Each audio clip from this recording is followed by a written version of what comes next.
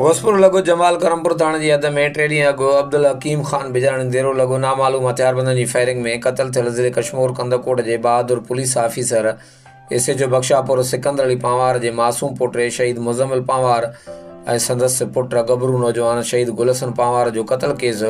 करमपुर थाणे ते एसएचओ सिकंदर अली पांवार जे फर्ज़ंद ज़मीर अहमद पांवार जी फरियाद ते बालकानी ऐं ममदानी गैंग जे जवाबदारनि मलगुज़ार उर्फ़ मलू बालकानी, मंजूर उर्फ़ मनु बालकानी समेत 7 नामीनेट ऐं 5 नामालूम जवाबदारनि ख़िलाफ़ दाख़िल कयो वियो आहे। ॿिए तरफ़ जमाल थाणे जे ॻोठ वॾेरो अब्दुल पांवार में शहीदनि जे टीजे जे दुआ में मुख़्तलिफ़ बिरादरनि जे चङनि मुड़सनि पुलिस एसएचओज़ सिकंदर अली पांवार जे वेझे दोस्तनि अज़ीज़नि पांवार बिरादरी जे माण्हुनि ऐं इलाइक़े वासियुनि वॾी तइदाद में शिरकत कई।